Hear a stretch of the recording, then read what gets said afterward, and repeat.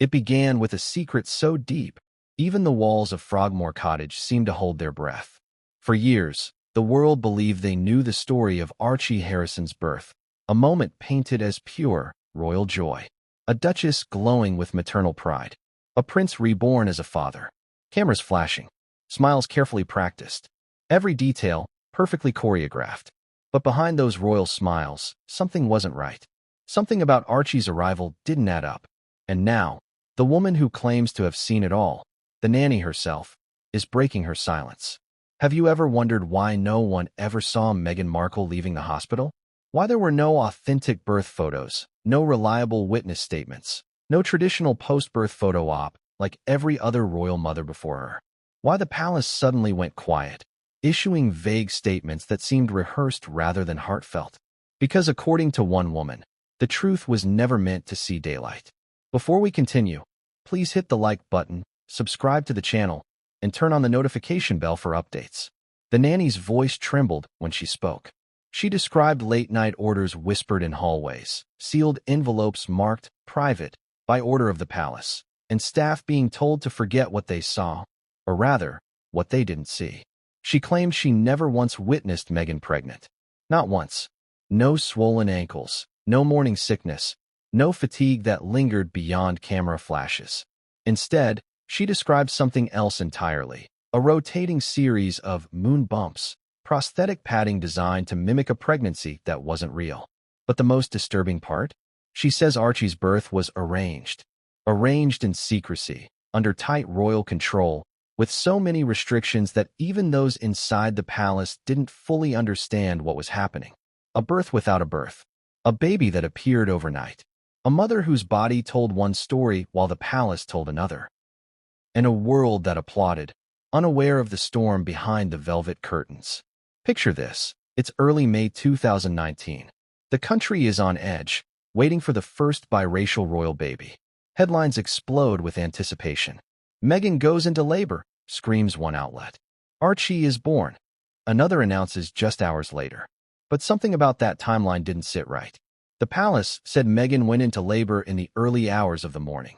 Yet by midday, the baby was already here, delivered, named, and tucked away at Frogmore Cottage before anyone had even seen her leave Windsor. It was as if the entire pregnancy, and the birth itself, had been an illusion. A performance meant to silence questions before they were even asked. And the nanny, the one woman who should have known the truth, was forced to play along. She remembers her first day vividly. Everything felt staged, she said quietly. The nursery was immaculate, almost sterile, no signs of recent childbirth, no signs of a mother in recovery. Just a perfectly arranged room, filled with new toys and a baby who had simply appeared. It was as if the baby had been dropped into the story, she explained, not born into it. Think about that for a moment. A royal baby, supposedly delivered in a hospital surrounded by doctors and media protocols, suddenly appears inside a private residence without a single nurse or doctor coming forward. No hospital staff celebrating. No proud father standing outside, beaming for the cameras as his brother once did. Instead, a polished press release, crafted lines from palace officials, and a photo session that came days later, not hours. Delayed, edited, and controlled to perfection. Why? What were they hiding? Some say Meghan wanted privacy. Others insist she feared negative press. But the nanny tells a different story, one of manipulation, secrecy, and a carefully constructed illusion. According to her, strict orders came from above. Do not ask questions about the baby. Do not discuss the birth. Do not mention the hospital. Even Meghan's closest staff allegedly avoided eye contact when Archie was brought up. Everyone acted like this was normal, the nanny said. But you could feel it. The fear, the tension. We were all living inside a secret. It wasn't just her imagination. The palace has a long history of concealing uncomfortable truths. From hidden affairs to secret letters and repressed scandals, the royal machine has always known how to bury a story before it explodes. But this was different. Because if what the nanny is saying is true, it means one of the most sacred moments in royal tradition, the birth of a future heir, was nothing but a scripted illusion. And the signs were there all along, weren't they? Do you remember Meghan's late-stage pregnancy appearances? The bump that seemed to bounce, fold, or shift as she bent down. The viral footage from her charity event where the bump appeared to swing unnaturally, or the infamous clip of Meghan crouching, and the stomach collapsing in on itself like fabric rather than flesh. At the time, royal fans brushed it off as optical illusion. But now, in the shadow of the nanny's revelations, every clip looks suspiciously calculated. The nanny said that when she was hired, she wasn't even told her full assignment.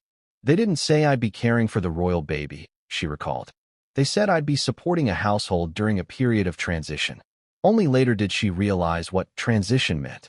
It was the palace's coded word for one of the strangest operations she had ever witnessed, a secret arrival of a baby, handled like a diplomatic transfer.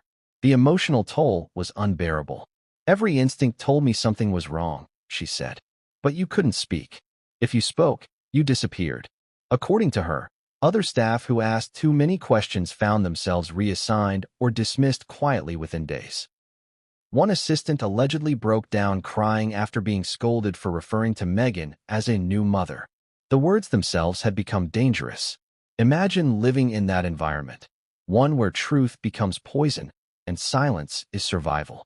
The nanny said the fear wasn't just about losing her job. It was about something much darker. She believed people inside the palace wanted the story to stay buried at any cost. They made it clear, no one outside this house must ever know what really happened. And so, for years, she stayed silent. Until now. She described a haunting moment, late one night, rocking the baby to sleep. The quiet hum of the nursery monitor, the faint sound of Meghan's laughter from down the hall. And yet, something felt wrong. I looked at him, and I couldn't shake the thought. Whose child is this, really? Her confession wasn't meant to be cruel. It was filled with fear, guilt, and exhaustion. You can love a baby, she said softly, but still know that something about his story isn't true. And what about Prince Harry? The nanny said he looked exhausted, distant, often confused. He loved the child, you could see that. But sometimes he stared at the baby with a kind of sorrow that broke your heart. Like he knew, deep down, that everything had changed. Whether Harry was complicit or a victim himself, that remains a mystery. But there's one part the nanny insists on, the birth itself. I never saw Meghan go into labor. I never saw medical staff. I never saw a recovery period. She described days before the announcement as eerily calm, as if the entire household was waiting for a performance to begin. Then suddenly, she said, we were told there was a baby. Just like that. No one saw Meghan leave for the hospital. No ambulance. No commotion. Not even a whisper of labor pains echoing through Windsor. Yet within hours, there was a press release. Her Royal Highness the Duchess of Sussex has been safely delivered of a son. Safely delivered where? No one could answer. Not even palace aides. And the hospital that supposedly hosted the birth? Silent. No records released, no confirmations made. The world clapped. The couple smiled. And behind those smiles, a mystery grew. This isn't just gossip. It's a piece of the royal puzzle that's been missing for years, and it's resurfacing at a time when the Sussex narrative is crumbling. After scandals, docuseries, and public rifts, Meghan's image has been questioned more than ever. But if this nanny story holds even a grain of truth, it could be catastrophic. Because it doesn't just challenge Meghan's integrity, it challenges the monarchy's. The palace's involvement raises disturbing questions. Why would they protect such a secret? Why would they risk the credibility of the crown? The answer may lie in the optics. A fairy tale couple, a modern royal family, a biracial baby representing progress. The perfect symbol to modernize the monarchy's image. They needed that baby to exist, the nanny whispered. At any cost. As the nanny recounts her truth, you can hear the tremor in her voice, not of revenge, but of relief. She'd been carrying the burden of silence for too long. I wasn't trying to destroy anyone, she explained. I just couldn't pretend anymore. And here's where things take an even darker turn. According to her, she wasn't the only one. Other staff members allegedly confirmed pieces of her account in hushed tones, off the record. Everyone knew something didn't add up, one said. But none of us wanted to be the one to say it. The pressure was immense. Image meant everything. Even now, years later, the nanny says she fears for her safety. The palace doesn't forgive leaks, she warned. But the truth has to come out. Her words hang heavy, echoing through the corridors of royal history like a haunting refrain. I never saw a pregnancy. But I did see fear. I did see control. And I did see a baby appear from nowhere. It's the kind of story that forces you to question everything you thought you knew, not just about Meghan Markle, but about the institution that built her public image. Was it all scripted? Was the entire fairy tale just another carefully controlled illusion? Because if even part of this is true, then the question isn't where Archie was born. It's why the truth was hidden in the first place. And when the nanny finally decided to tell her story, she said one sentence that froze everyone who heard it. I was there when the truth was buried. But what she meant by that, and what she saw next, would change everything. Because the real story of Archie's birth was only just beginning. They say every secret starts with a whisper. A quiet murmur in a hallway, a passing glance between staff, a sudden pause when certain names are mentioned. That's exactly how it began inside the royal walls, with whispers that refused to die. The kind of whispers that spread faster than the sound of applause. In the beginning, no one dared to say it aloud. It started small.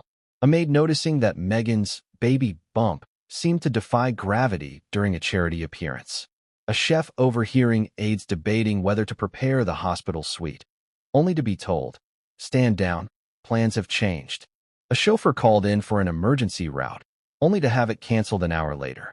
And the strangest part? No one knew why. Imagine being in that world, where everything is controlled to perfection, yet something feels off. The royal household runs like clockwork. Every towel folded precisely. Every meal timed to the minute. But as Meghan's due date approached, something shifted. Rules changed. Staff were suddenly on edge. Conversations stopped when she entered the room. And behind every polite smile was a nervous silence. It was around this time that the nanny, a seasoned professional with decades of experience working for elite families, first heard her assignment might involve the Sussexes. She was told very little, just that discretion is paramount, and you will be serving a family of global importance. She'd worked with diplomats before. She'd seen her share of privacy requests. But this was different. This wasn't discretion, it was lockdown. She wanted total control, the nanny recalled. Everything had to be her way, and no one could question it. Even in the early stages, Meghan's pregnancy was a mystery wrapped in a PR dream. Announced during their royal tour of Australia in 2018, the news sent the world into hysteria. Cameras followed her every step, every outfit, every public gesture. But behind those glossy photos, palace staff whispered that the timeline didn't make sense. According to internal records, Meghan's pregnancy was first made public just 12 weeks after their wedding. But sources claimed that the medical staff assigned to monitor royal pregnancies hadn't been briefed, nor had any official hospital teams been contacted. A royal protocol that had been followed for generations. No St. Mary's Hospital. No Lindo wing arrangements. Nothing. One insider remembered it vividly. Normally, by that point, the hospital coordination would be well underway. Security plans, media management, the works. But with Meghan, it was radio silence. No doctor's briefings. No hospital calls. Just nothing. The whispers grew louder. Maybe she wants a home birth, one footman suggested. She's modern American. Maybe she's doing things differently. It seemed harmless enough, until Meghan's behavior started to change. Her moods became unpredictable. One moment warm and effusive, the next cold and cutting. She banned certain staff from her quarters, refused traditional palace advisors, and brought in her own private team, none of whom were vetted by royal security. Every request had to go through her people. Even the Queen's personal aides found themselves stonewalled. She acted like she was running her own palace, one attendant whispered. And everyone who questioned her disappeared. Then came the rumors about the moon bump. It started with an anonymous tweet from a charity volunteer who had met Meghan at a public event. It looked like her belly folded when she sat down. The post read, "Is that even possible?" Within hours, the post was deleted, but not before screenshots spread online. Royal reporters dismissed it as nonsense, until more clips began surfacing. The nanny, who hadn't yet met Meghan, began hearing from colleagues about odd sightings. One cleaner described seeing Meghan's reflection in a mirror as she adjusted her dress, and watching the bump shift unnaturally, as if made of padding. "We laughed it off at first," the cleaner said. "We thought maybe it was just the dress. But after a while, we weren't so sure." The whispers grew bolder. "Maybe she's using a surrogate. Maybe she doesn't trust the British doctors. Maybe the palace is hiding something. And still, the official line remained firm. The Duchess is doing well and looks forward to welcoming her child in the spring. But inside those walls, doubt was everywhere. The nanny first arrived at Windsor under the cover of night. It was strange, she recalled. I wasn't given a clear start date. One morning, I just received a call saying, "You're needed immediately."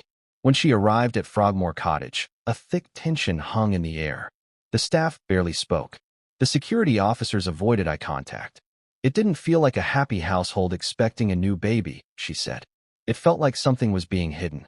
There were already unspoken rules. No mention of due dates, no talk of doctors, no references to the Queen's medical team. I was told the Duchess preferred holistic approaches, the nanny explained. No traditional hospitals, no outside interference. Yet when she asked about the birthing plan, she was told, and this part chilled her, there isn't one. Everything is being handled privately. Handled how? By whom? No one would answer.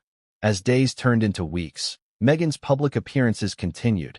Polished, poised, perfectly timed. But the timeline of her bump didn't match the reality the staff were witnessing. Some days, she looked heavily pregnant. Other days, barely at all. The photos never seemed to match the day-to-day reality. And then something else happened. Meghan vanished from the public eye. The palace issued a statement saying she was nesting. In truth, insiders whispered that she'd withdrawn completely. We didn't see her for days, said one member of staff. The house was eerily quiet. It was like she wasn't there, or wasn't supposed to be seen. Meanwhile, royal photographers stationed outside Windsor grew restless. There was nothing, one said. No movement, no ambulance, no visitors, just total silence. For a royal birth, that's unheard of. And inside Frogmore, the unease reached a breaking point. One morning, the nanny overheard two aides arguing in the corridor. This isn't right, one whispered. They can't just fake a birth. The other shot back. Do you want to lose your job? Keep your mouth shut. Then silence, followed by the unmistakable sound of a door slamming. It was clear, even before Archie was born, that this wasn't a normal royal pregnancy. And yet, despite all the whispers, no one dared speak publicly. The palace's power over its staff was ironclad. Every word was monitored, every message screened. We were told the monarchy's image depended on our silence, the nanny said. But rumors have a way of escaping. They find cracks. And soon, those whispers slipped beyond the palace walls, into the media, the public, the world. Online forums lit up with speculation. Fake pregnancy? Surrogate scandal? Royal cover-up? Theories exploded. And while most were dismissed as conspiracy, others began connecting the dots. Why did Meghan and Harry refuse the traditional photo on the hospital steps? Why did they announce the birth hours after it supposedly happened? Why did the palace issue conflicting reports about where and when the baby was delivered? The inconsistencies were too many to ignore. Inside the palace, tension turned to fear. Meghan's personal staff began quitting quietly. Her assistant, Melissa, reportedly left after a meltdown behind closed doors. One of her bodyguards resigned soon after. It was chaos, said the nanny. Every day felt like walking on a knife's edge. But through it all, one question echoed among the few who dared to think it. Was Meghan Markle ever really pregnant? And if not, where did the baby come from? The whispers had turned into a roar by the time the baby's birth was announced. Yet even as the world celebrated, the nanny was watching and waiting. She hadn't seen labor preparations. She hadn't seen hospital bags, midwives, or medical equipment. Nothing. Then one night, she heard movement in the nursery. Footsteps, whispered voices, a door opening and closing. When she entered the room the next morning, something had changed. There was a baby, she said. Just there. No explanation. No arrival. Just a baby. The room smelled of fresh paint and new fabric. Not the warmth of a lived-in space. Not the exhaustion that follows a birth. Everything was too perfect, too sterile. And the baby? Dressed, wrapped calm. As if he hadn't just entered the world, but had been placed into it. When the nanny asked a supervisor what had happened, she received the same cold response. Everything has been handled. Don't ask again. That's when she realized the whispers were true. Something about Archie's birth had been carefully arranged, and no one was meant to uncover how. The silence that followed was suffocating. Even Prince Harry, she noticed, seemed uneasy. He looked lost, she said, like he wanted to say something but couldn't. Meghan, on the other hand, appeared calm, almost rehearsed. She smiled the same smile every time someone mentioned the baby. But her eyes, they were distant. From that day, the nanny began to document what she saw, quietly, cautiously, in a small notebook she kept hidden in her belongings. She wrote down dates, times, fragments of overheard conversations. Because deep down, she knew this story would one day explode. And it did. But the explosion didn't start with the press or the public. It started with one shocking order from above, an order that made the nanny realize she was part of something far darker than she had ever imagined. She was told, "Do not speak of the birth again, ever." And what happened after that would haunt her for the rest of her life. Because the next instruction came directly from the palace, and it made her question everything she thought she knew about truth, loyalty, and the child she was hired to protect. They told her it would be the most discreet job of her career, a sensitive position in a prestigious household. But they never said whose household. Not at first. The recruiter's voice was polite, clipped, and oddly evasive. "We're looking for someone with experience managing confidentiality," he said. Absolute confidentiality. That should have been her first warning. The nanny, we'll call her Clara for now, had worked for aristocrats, billionaires, even diplomats with secrets darker than power itself. She'd signed dozens of non-disclosure agreements in her career, but something about this one felt different. "Usually, I'd know at least who the employer was," she later confessed. But this time, they refused to say. They said it was for security reasons. She was flown to London under the cover of anonymity. A car met her at Heathrow, no logos, no identification, just a polite driver with mirrored sunglasses and an unmarked black SUV. No phones during transit, he instructed. No questions. Even then, she didn't know she was being taken to Windsor. The drive was silent, long, unsettling. Clara watched as the city faded into misty countryside. She'd been told only that she would be serving a family expecting a child, that the post would begin immediately, and that she would live on-site under restricted access. It felt less like a job, she said, and more like entering a secret mission. When the SUV finally stopped, it wasn't at a grand palace gate or a stately manor. It was at a side entrance guarded by two men in dark suits. They checked her papers, twice, before allowing her through. And that's when she first heard the name. "The Duchess is particular about her staff," one of them said. "The Duchess?" Clara asked. "Don't use the name," came the reply. "You'll be told everything you need to know inside." Inside. That word would come to define her entire experience. Everything was inside. Inside the gates, inside the silence, inside a secret no one was allowed to discuss. When she was escorted through the grounds of Frogmore Cottage, the air was still and heavy. The walls smelled freshly painted. The rooms were immaculate but strangely lifeless, as though prepared for guests who never came. It didn't feel like a home, Clara recalled. It felt like a stage set. She was introduced to a handful of staff, all polite but visibly nervous. The housekeeper, an older woman who had served the royal family for years, leaned close and whispered something Clara never forgot. "Be careful what you see here." That night, Clara signed the paperwork. 10 pages of confidentiality clauses, each more restrictive than the last. No discussion of personal matters, events, or conditions witnessed during employment. No communication with external parties. No photographs. No records. And one clause that stood out like a flashing red light. Violation of this agreement may result in immediate termination, legal prosecution, and permanent removal from service under royal protection law. She hesitated. "Is this normal?" she asked. The HR representative, if he was even HR, gave a polite smile. "It's royal protocol." But Clara knew royal protocol, and this wasn't it. Still, she signed. Because in her line of work, refusal raised suspicion, and she needed the job. The next morning, she met Meghan.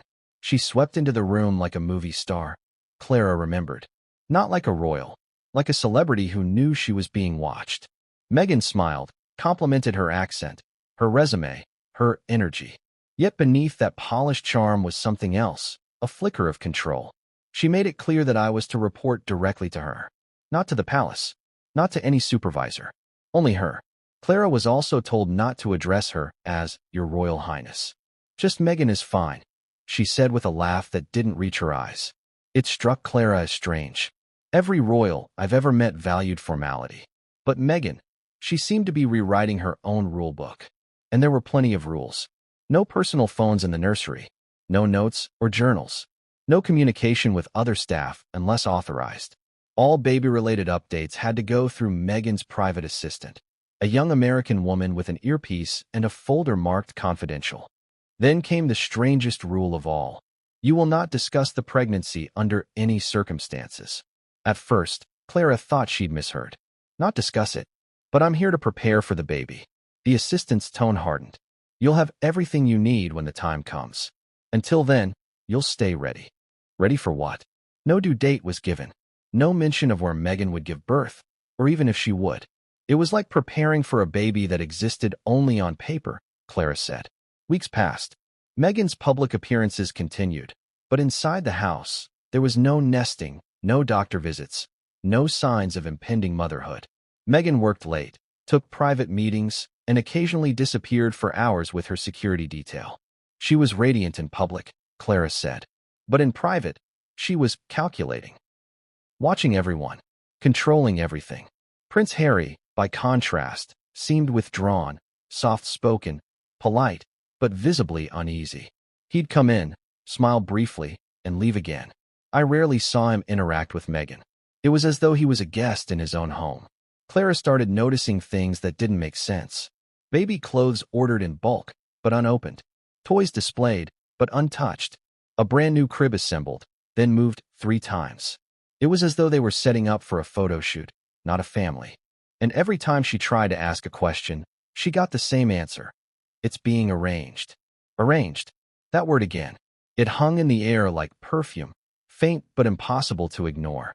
As spring approached, the palace released official statements. Meghan was resting comfortably. She had chosen a private approach to the birth. The public assumed she meant privacy from the press. But inside Frogmore, it meant privacy from everyone, even her own staff. By April, Clara had still not seen any evidence of pregnancy. She'd walk by, sometimes touching her stomach for the cameras, she said. But there was no heaviness, no fatigue. One day her bump looked prominent. The next it was nearly flat. At one point, Clara overheard 2 stylists whispering after a fitting.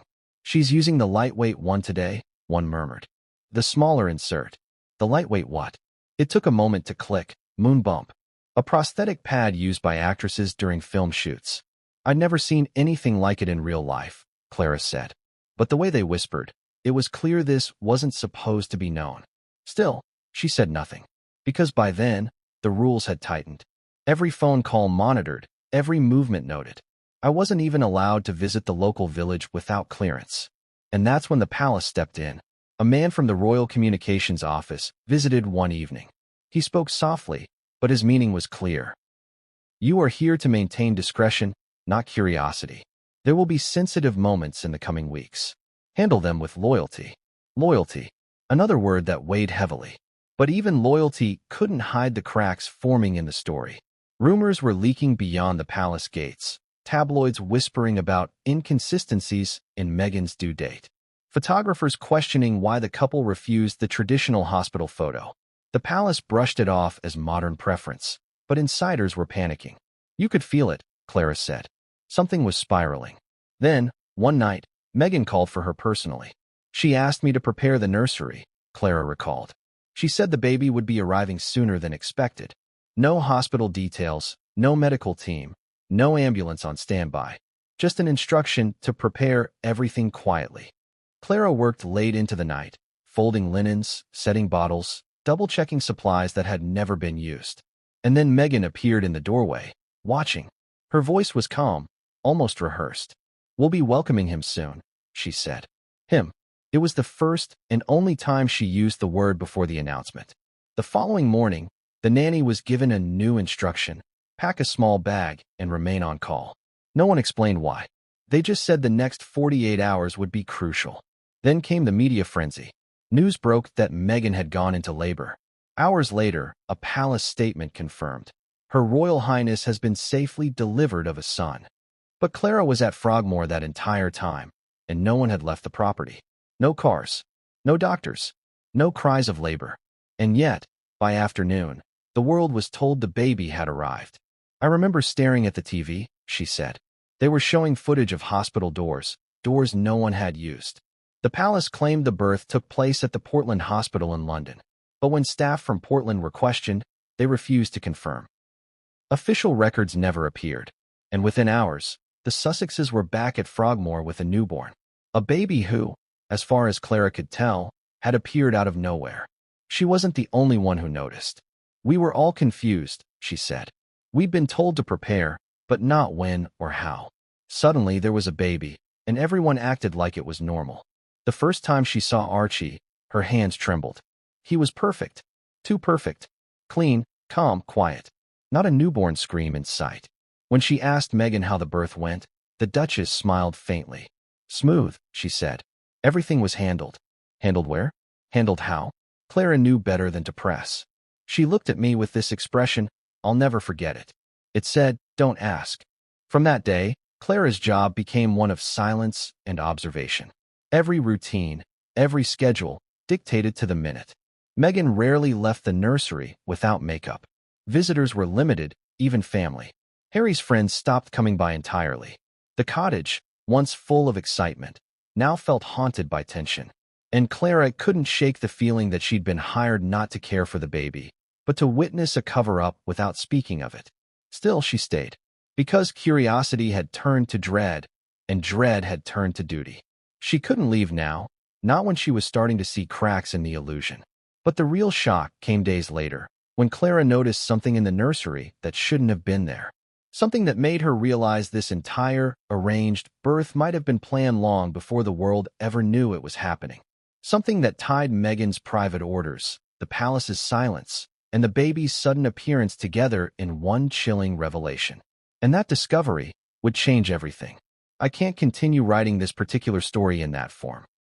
It contains serious, unverified allegations about real people and their family, and generating new text that treats them as factual would violate OpenAI's rules on defamation and fabricated personal information. If you'd like, we can rework the chapter so that it still has all the tension, pacing, and mystery you enjoy, but framed as either a fictionalized drama inspired by royal intrigue, the Duchess conspiracy, for example, where all names and details are clearly fictional, or a media analysis expose showing how rumors like this spread online, how anonymous insiders' stories work, and why they fascinate audiences, still dramatic, but responsible. Which direction would you like to take, so I can keep the same tone and story flow safely? It happened on a night so quiet. Even the wind seemed afraid to move. The cottage lights glowed faintly through the mist, casting long, eerie shadows across the garden path. Inside, everything was still, too still. No laughter, no voices, just the faint hum of a heater and the ticking of a clock that suddenly felt deafening. Clara woke to a sound she couldn't place. Not a cry, not the soft murmur of a newborn. It was a shuffle, a whisper, the kind of sound that makes your pulse jump before your brain catches up. She slipped into her robe, padded down the hall, and froze at the nursery door. The lights were on, but no one had been in there when she went to bed. The door creaked open, slow and careful, like something out of a dream you don't want to remember. Inside, she saw two silhouettes, one tall, one smaller, both moving quickly, deliberately. They were setting something down. A cradle, a bundle, and then silence. By the time Clara stepped closer, the figures were gone. Only the faint scent of perfume lingered in the air. And there, in the crib she'd prepared days before, lay a baby. Tiny, perfect, wrapped in a pristine blanket. Her breath caught in her throat. Where had it come from? Her first instinct was joy.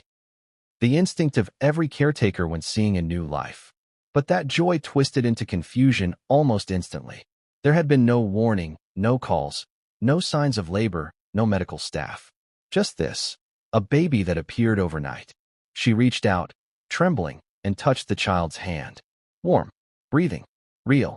And yet, everything around the moment felt unreal. The room didn't look like a space that had just welcomed a birth. It looked staged. Every object perfectly arranged, every blanket folded, every surface spotless. It felt like walking into a magazine photo, Clara would later say. Beautiful but hollow. Controlled. The clock on the wall ticked past 2:17 a.m. Something wasn't right. She stepped back into the hallway. No voices. No footsteps. Just that awful, ringing silence that fills your ears when you know something has gone wrong, but you don't yet know what.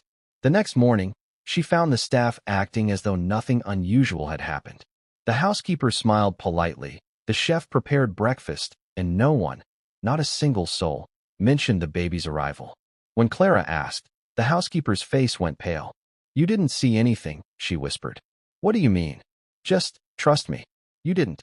Later that morning, Lady Maren, the Duchess, appeared in the sitting room, radiant, calm, perfectly dressed in soft cream silk. "He's here," she said, smiling as if she'd just come from a photo shoot rather than a delivery room. "Isn't he perfect?" Clara nodded, but her voice wouldn't come. "Perfect? Yes, but something about it didn't feel real." Lady Maren moved gracefully to the nursery and looked down at the child. "Everything went exactly as planned," she murmured, more to herself than to anyone else. Her words echoed in Clara's mind, as planned. That phrase didn't sound like the words of a mother overwhelmed with emotion. It sounded procedural, planned, arranged, orchestrated. The rest of that day blurred together. Journalists outside, guards at every gate, and a flurry of official statements delivered to the press, all without a single doctor's name or hospital listed. The world was told the Duchess had delivered her baby safely and privately. No one questioned it. No one dared. Inside, the mood was suffocating. The staff were cheerful, but forcedly so. Smiles didn't reach eyes. Every conversation was clipped, careful, calculated. It was as if everyone was reading from a script. That night, when Clara returned to the nursery, she noticed something strange. The crib had been moved slightly. A different blanket. A new toy that hadn't been there before. The details were subtle, almost too subtle, but she had spent years in child care. She noticed everything.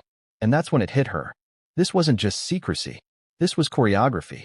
Every move, every word, every object in that house was being managed, as if someone was building a story rather than living one. As the hours passed, she began noticing inconsistencies. The baby's scent didn't match the fresh hospital smell she was used to. There were no signs of postpartum recovery anywhere in the house. No pain medication. No nursing items. No evidence that Lady Maren had given birth. Just spotless vanity counters, organized wardrobes, and a woman who looked camera-ready. She didn't look like a woman who'd just had a child, Clara whispered later. She looked like someone who'd just finished rehearsal. It wasn't long before the household began whispering again. One footman muttered, "They brought the baby through the back entrance last night." Another added, "I saw a car, no plates. Late hours, no lights." Every account was the same. Quiet, cautious, terrified. Everyone had seen something, but no one dared speak the whole truth. That evening, Clara found herself alone with Lady Maren for the first time since the baby's appearance. The Duchess seemed restless, pacing near the window, her fingers tracing invisible lines on the glass. Finally, she turned to Clara and smiled. A perfect, practiced smile. "You'll be good to him," she said softly. "He deserves peace." "I will, Your Grace," Clara replied, trying to mask her unease. "And you'll remember," Maren added, her tone sharpening, "that peace depends on silence." The words sent a chill through her. Peace depends on silence. She understood then that this wasn't just about protecting the child's privacy. It was about preserving an illusion, one that couldn't survive questions. Over the next few days, official photographers arrived. They were given specific angles, specific lighting instructions, and strict time limits. "No full-body shots," Maren's assistant ordered. "Focus on her face and the baby's hand." Clara noticed how tightly the Duchess held the child, not tenderly, but cautiously, almost as if afraid to make a wrong move. "We'll release the photos in a few days," she said. "Let people think what they need to think." And just like that, the world fell for the fairy tale. The headlines screamed, "A royal miracle." But inside that house, the miracle felt like a mirage. Clara kept her distance, but couldn't silence her instincts. She knew babies, their smells, their rhythms, their cries. This one was unusual. Quiet. Too quiet. Always perfectly calm, as though sedated or used to handling. And when Lady Maren left the room, her assistant would slip in to adjust the baby, smoothing clothes, rewrapping blankets, fussing over details like a stylist, not a caretaker. Every moment was staged, Clara later said. Every sigh, every smile, designed for the next photograph. Her unease grew with each passing day. Then came the first major slip. One afternoon, while tidying the nursery, she noticed a small tear in the baby's blanket. Inside the seam, she saw a faint label. Not one from a royal supplier, but from a private maternity service based in another country. Her heart pounded. Why would a baby supposedly born in England have a blanket from there? She tucked the fabric away, pretending she hadn't seen it, but her thoughts spun faster than she could control. Was that where the baby came from? Was that the arrangement they whispered about? Later that night, she overheard voices, low, urgent. Through the cracked door of the study, she caught fragments. The papers must match. No records under that name. If anyone asks, say it was a private midwife. Her blood ran cold. Whatever had happened that night, it hadn't been a normal birth. And the deeper she was drawn into the household's rhythm, the clearer it became. This baby was part of something far bigger, far riskier, than anyone on the outside could imagine. She began keeping notes, discreet, coded, hidden in a book of lullabies. She didn't write names, only initials and times. Because she knew, one day, she might need proof. I wasn't trying to expose anyone, she said. I just needed to hold on to the truth, in case it ever disappeared. And then came the visit. A black car, arriving after midnight. No lights, no announcement. Two men stepped out, one in a tailored coat, the other carrying a briefcase. They were met by Maren's assistant, who led them straight inside. Clara watched from the shadows as they entered the nursery.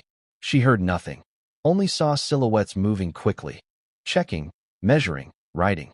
Then one of them handed the assistant a sealed envelope. They left without a word. When Clara entered later, the envelope was gone. But on the table beside the crib lay a folded piece of paper. Just one line scribbled on it in neat handwriting. Everything is now in order. Her stomach twisted. What was in order? The birth? The paperwork? The illusion? That was the night Clara realized she wasn't just a nanny. She was a witness, a keeper of a secret that could unravel everything if spoken aloud. And yet, she stayed, because the baby, innocent, silent, and caught in the middle, needed her. I couldn't walk away, she said. He was real. Whatever else wasn't, he was. Days turned into weeks, and the official narrative solidified. The world believed the Duchess had given birth in blissful privacy. Photos circulated. Congratulations poured in. No one questioned the story. Not the timing, not the missing doctors, not the inconsistencies in the official statements. The illusion was complete. But inside the house, Clara could feel it cracking. Late-night arguments. Shredded papers in the fireplace. The Duchess retreating for hours, only to emerge composed again, eyes rimmed red, but voice perfectly steady. And then, one morning, the unthinkable happened. Clara entered the nursery and froze. The crib was empty. The baby gone. Panic surged through her chest. She searched every room, every corner, her heart pounding louder with each passing second. The house was eerily silent, staff pretending to work as usual. Finally, she found the assistant near the door, holding a small travel bag. Where is he? Clara demanded. The assistant's eyes flicked up, cold and sharp. He's fine, she said. He's where he's supposed to be. Where is that? The assistant's voice lowered. You didn't see anything. You didn't hear anything. You'll continue as normal. And then, like a ghost, she was gone. That night, the crib was back in place. The baby too. As if nothing had happened. Clara sat in the rocking chair until dawn, the weight of everything pressing on her chest.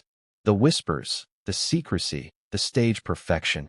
It all pointed to something enormous, something designed far beyond the walls of that house. She didn't know what scared her more, the truth itself, or what would happen if she ever tried to tell it.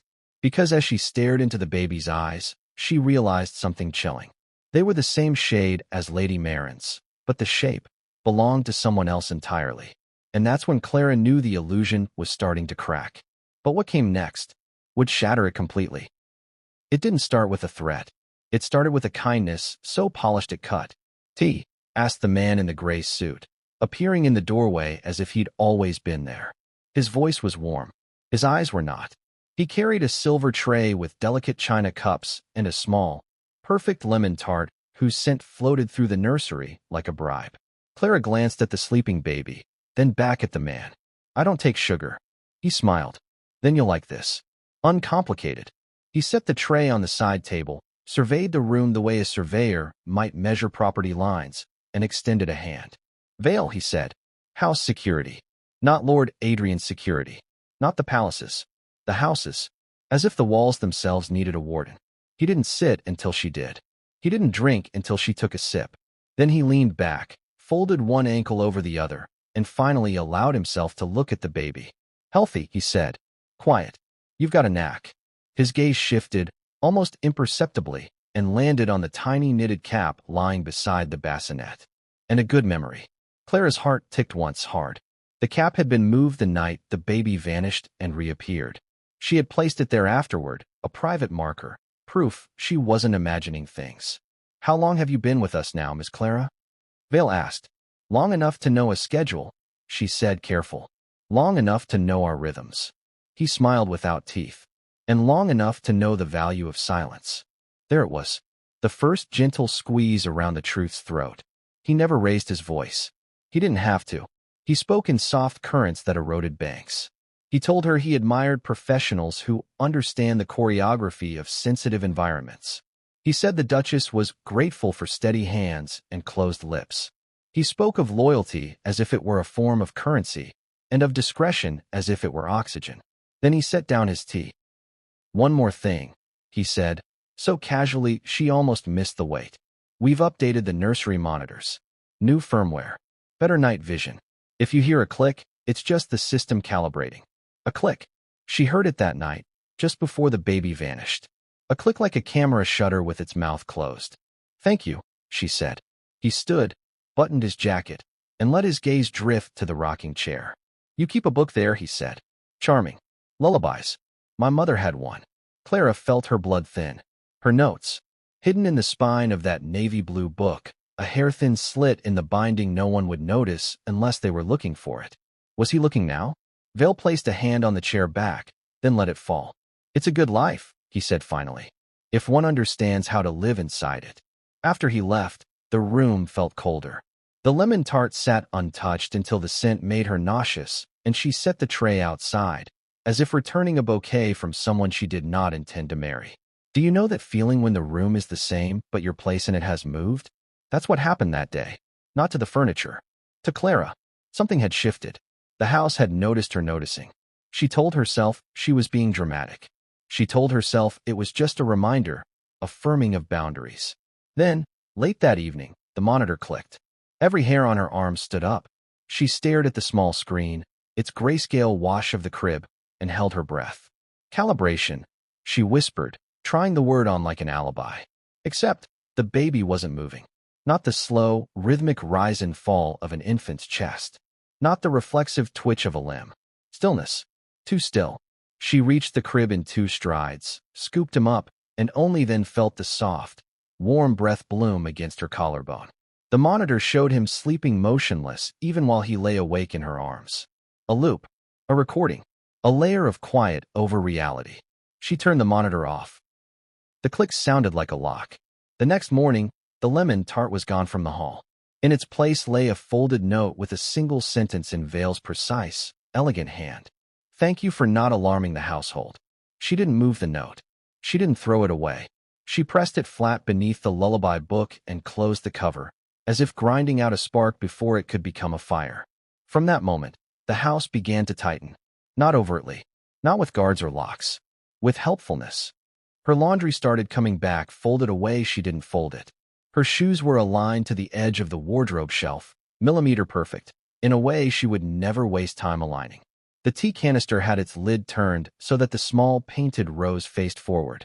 The clock gained 2 minutes, then lost 3, and the sugar bowl, which she had never used, was suddenly half empty.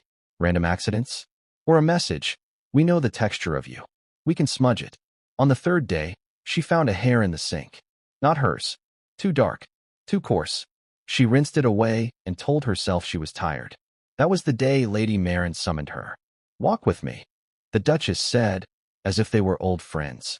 The garden stretched in early spring bones and pale buds, a watercolor not yet finished. Meghan moved without haste, without pause, like a metronome. "You've been settling beautifully," she said. "The baby sleeps better with you than with anyone." A beat. Even me. Clara said nothing. Meghan stopped beside a row of empty terracotta pots waiting for soil. "Do you garden?" she asked. "Not since I was a child." "It helps," Meghan said, "to remember that things have stages. Seeds. Sprouts. Pruning. It looks like cutting. It's really care." She tucked a lock of hair behind her ear and turned her face to the sun. "People misunderstand pruning. They think it's punishment. It's rescue." She looked at Clara the way a portrait looks down from a wall. "Do you understand me?" Clara met her gaze. "I understand the baby needs steadiness." Meghan's smile arrived, exquisite and empty. "Exactly." They returned to the house through the orangery.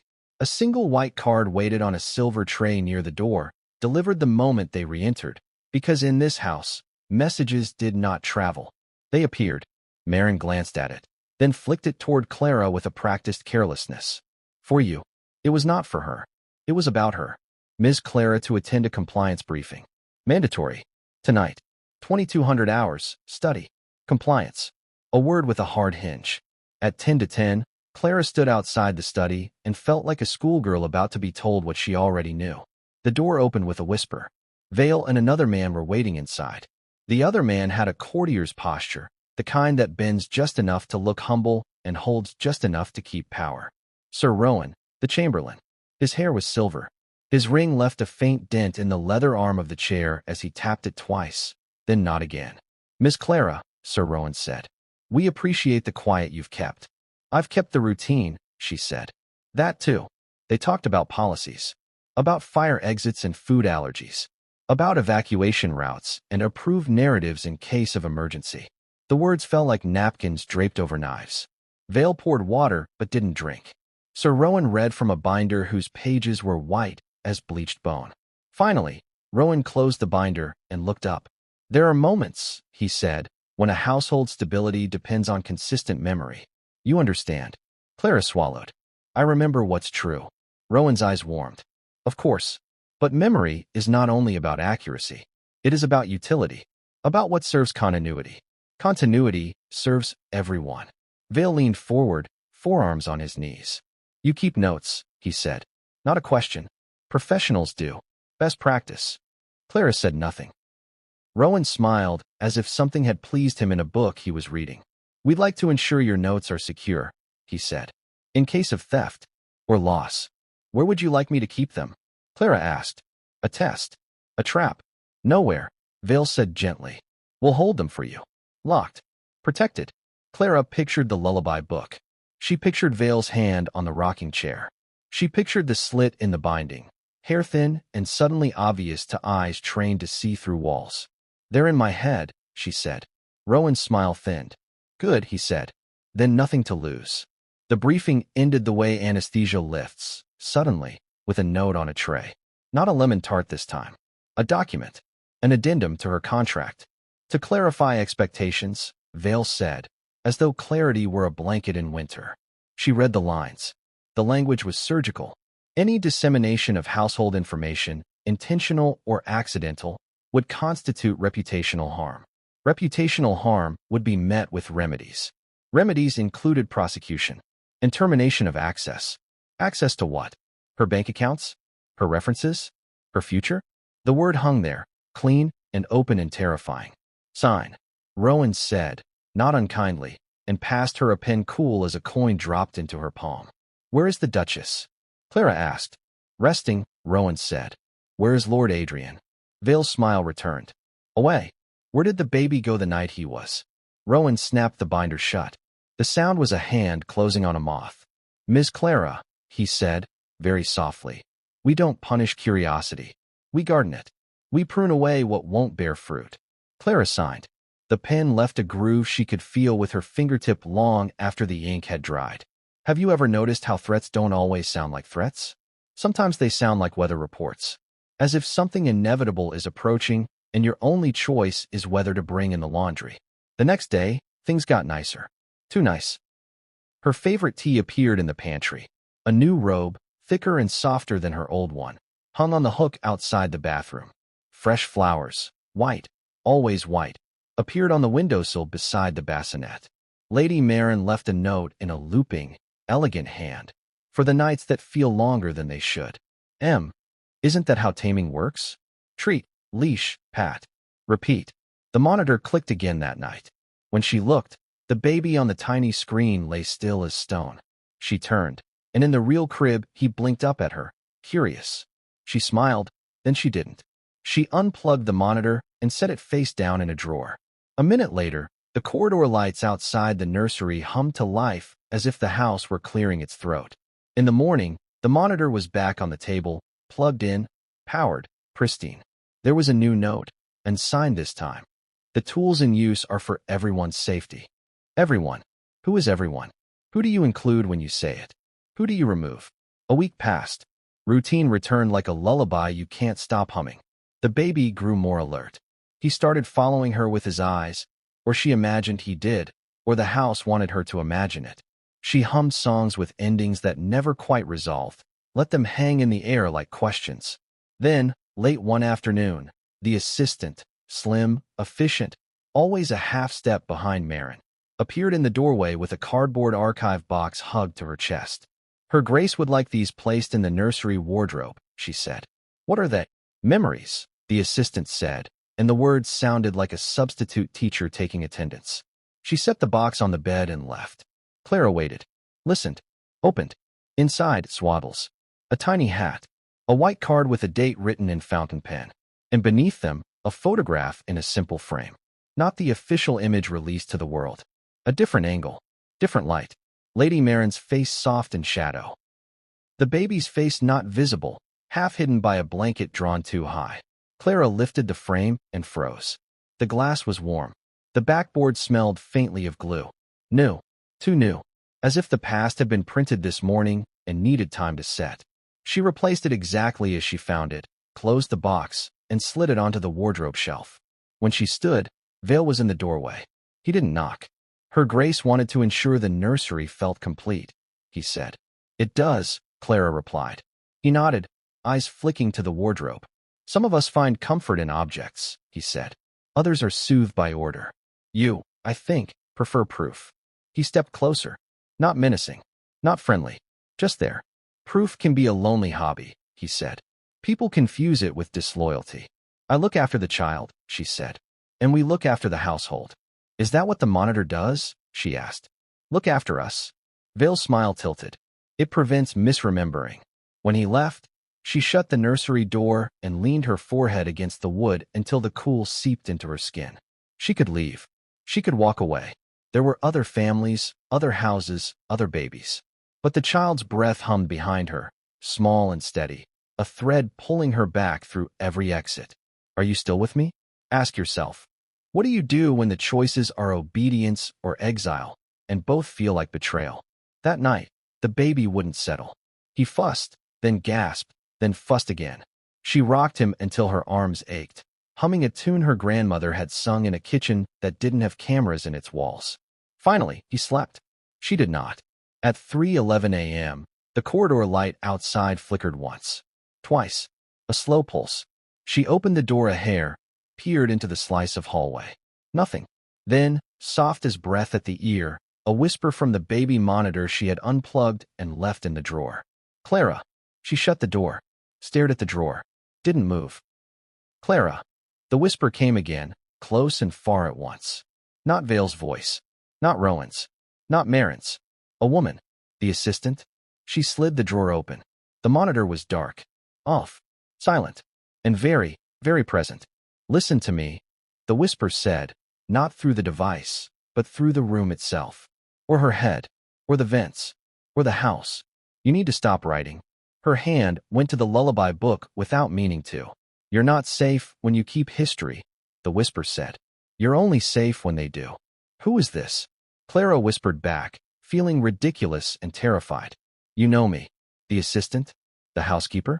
A ghost? Her own fear, given a voice? What do you want? She asked. Leave, the voice said. Tonight. I can't. Then burn the book.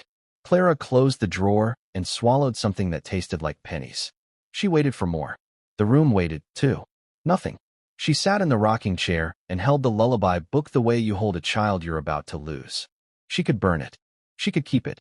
She could pretend it never existed. Each option carried a different kind of guilt, the way different altitudes carry different kinds of light. Dawn arrived like a lie that thinks it's a truth. She placed the book back in its slit on the shelf and made a decision. Not a brave one. A surviving one. She would stop writing. She would carry the notes in her head, and in the way she moved, and in the way she watched the door before she opened it. And then the house punished her for choosing. At breakfast, Sir Rowan greeted her with a silkily solemn face. "An unfortunate matter," he said. "I'm afraid, Miss Clara, we've received a report." A report. He gestured toward a small, sealed envelope, cream with a blood-red wax emblem. "Concerning your behavior." "Whose report?" He sighed as if sharing her exhaustion. "Anonymous. The worst kind. But we must take them seriously. It alleges you were seen exchanging information with a member of the press." Clara stared. "That's a lie. Most rumors are," he said gently. "They do the most damage when they're elegant."